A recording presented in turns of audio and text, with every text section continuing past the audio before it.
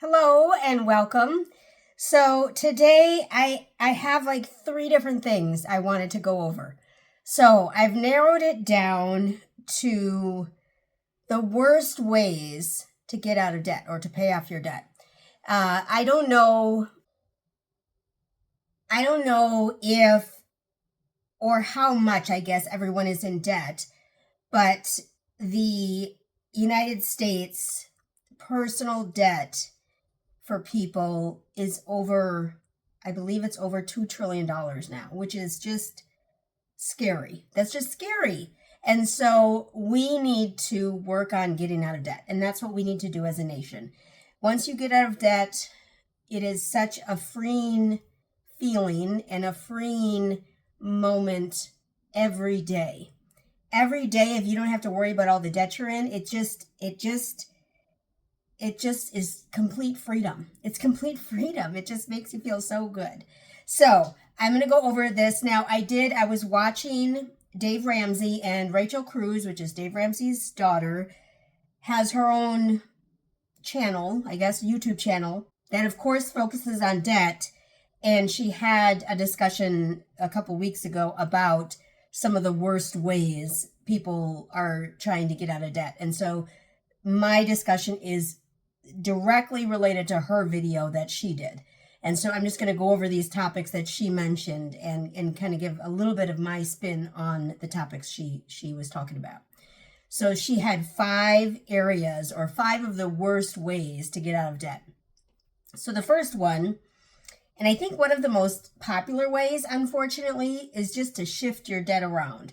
So when you're doing this, you're not actually addressing the problem. So the problem is not what interest rate you're at. That's not the problem. The problem is your behavior that's making you go into debt to purchase things that you don't need. You don't need them. And so she lists out a couple of these things that people go through. So debt consolidation, and personal loans and HELOCs if you're a homeowner, and a 401k loan, and just the credit card shuffling. When I was in debt, when my late husband and I were in debt, we did the credit card shuffle. We didn't do a HELOC or debt consolidation or any of that. We just shuffled debt onto different cards. And so I think in the end we had maybe 5 major credit cards, and we would just pay one credit card using another credit card and then transfer the balance from one credit card onto another credit card. And so it was just this dance between the credit cards. And it didn't help in any way. It didn't change our behavior, didn't make us or help us stop spending. All it did was change the interest rate, really, is all it was about. And it didn't help it. So when you're doing this shifting of your debt around, again, it's not helping your mindset. It's not helping the actual problem, which is your behavior. You have to change your behavior in order to help you get out of debt. Okay. And then the next one was using the avalanche method to get out of debt versus what Dave Ramsey teaches, which is the snowball method. So the snowball method is where you take your smallest debt and you focus with all gazelle intensity on that smallest debt and get rid of that smallest debt. When you get rid of that smallest debt, you now have whatever payment that used to be, you now have that payment to put on your next smallest debt. And so slowly you're building this snowball that just gets larger and larger, and pretty soon you're debt free because you've paid off all of these debts. So starting with your smallest debt first. Sorry, I think my blood sugar is low. I keep yawning. Now the avalanche method is where you instead make it a math problem instead of a mindset problem. So with the avalanche method, you're paying off whatever has your highest interest, and you're paying that off first. Now, if all your debts are about the same amount, if all the debts you have are about $1,000 or $2,000, this maybe is okay. But usually That's not the way it works. Usually, if your highest interest is also your highest debt, it's going to take you a long time to get out of debt on that card, which means you're not building the momentum. You're not feeling the wins of paying off debt. You're just keep plugging away at this high interest rate. And maybe that high interest rate card is the one that has 9 or 10,000 on it or more. And you're not feeling the wins of paying off that smaller debt and then having more money to then put on that second smallest debt and then the third smallest debt. You're not feeling those wins. It's just always putting all your extra money onto that highest interest rate, which many times is your highest debt as well. So it's you're not changing the behavior. When you're paying off those smallest debts first, it can help to inspire you and give you inspiration to move on to that next debt and pay off each one in time. So that is using the avalanche method versus the snowball method. The snowball method is going to give you those wins continuously. Maybe every month or maybe every couple of months, you're going to pay off a debt and you're going to feel it. You're going to see it. You're going to feel that debt coming off of your monthly payments. And it's a really good feeling. Trust me, it's a really good feeling. And then the next one is debt settlements. Now this one is one that I didn't experience, but I know debt settlements. I know my mom and stepdad were trying to do debt settlements, and it's a lost cause. So with debt settlements, you're trashing your credit because what they're encouraging you to do is to not pay these credit cards and just let them go into collections. And then when the collection agencies start calling, then start working on getting on payment plans. Well, by the time the collection agency is calling you, you've trashed your credit completely because now these are in collections. You don't want bills in collections. You don't want that. While your credit score isn't something you should be chasing after, it is something, if you have a decent credit score, you don't want it to go lower. So debt settlements have a problem of having you stop making payments and these bills go into collection. You don't want to be in collection. You just don't want that. And then the next one, which is a big one, is not changing your lifestyle.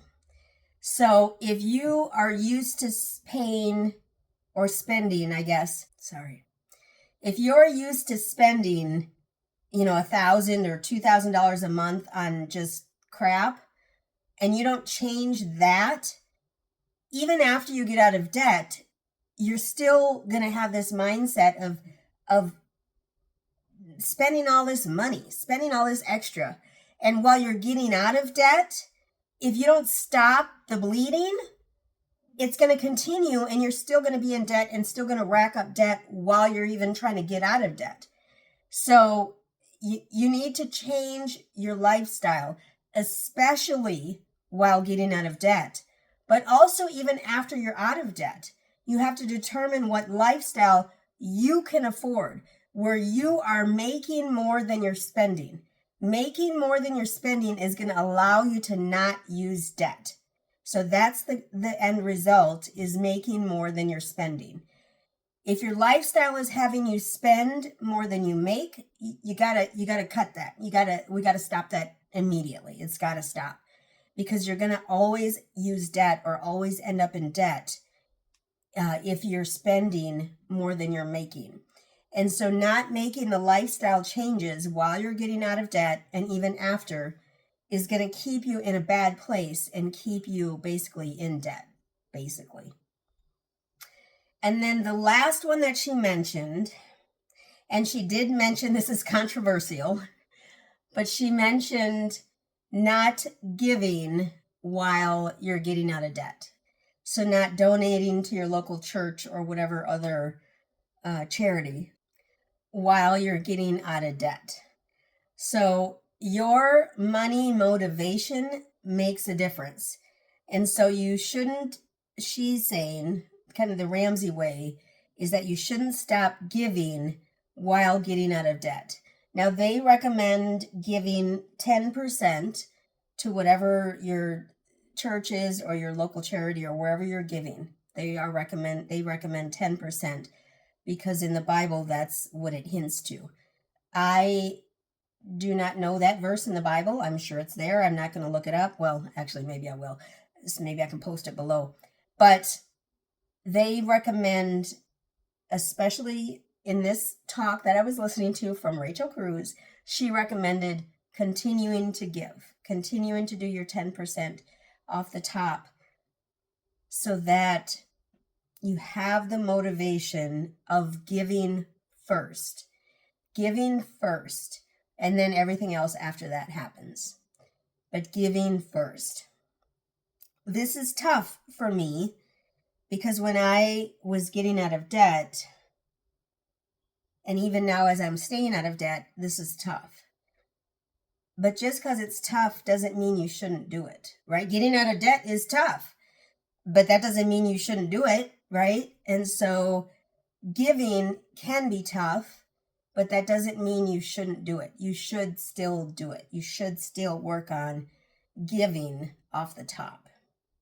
So these are the 5 things that she talked about. So shifting the debt around is not going to help change your mindset. It's not going to help change your behavior. So you need to change your behavior in order to help get you out of debt. Shifting your debt around is not going to help. The second one is using the avalanche method versus the snowball method. Don't focus on interest. Interest is not the problem. This is not a math problem. This is a mindset problem, a behavior problem.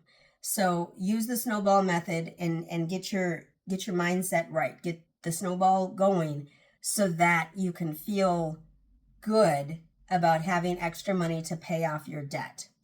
Then the next one was debt settlements. Don't use debt settlement companies. Don't do it. Don't put yourself into trouble with debt collectors in order to pay off debt. That's not the way to do it. And then the next one was not making lifestyle changes. If you are in debt, especially while you're getting out of debt, you have to change your lifestyle. And most likely, once you're out of debt, you need to still keep your lifestyle changed so that you don't go back into debt. If you're used to spending $1,000 randomly all during the month, getting out of debt is not going to change that. You have to change that for yourself, okay? And then the last one was giving while getting out of debt. Continue to give while you get out of debt. This maybe is the toughest for people, but it is in the Bible, and so we do have to think about that. We do have to recognize that. I am not a person who goes to church every Sunday and gives every Sunday, gives their offerings. That's not me. But I do give on a monthly basis, and I do believe it is helpful for your mind and your behavior and all of that. So that's what I have for you today. Tell me below which of these 5 things is the toughest for you, or which of these 5 things have you fallen into that trap. For me, it was the credit card shuffling debt from one card to another, shuffling the debt around, trying to make it seem like everything's okay. Playing the interest rate game is not a game you should play. Stay away from that game. So leave a comment down below. Be sure to give the video a big thumbs up and make sure to subscribe. When you subscribe, you should hit the bell so that you know when the next video comes out. I thank you so much for stopping by today. I wish you the very best and get out of debt. Do it, but don't use these 5 methods while you do it. Use the standard Dave Ramsey methods while you're getting out of debt. It worked for me and millions of other people. So you should give it a try as well. Thanks so much, y'all. Y'all have a great one.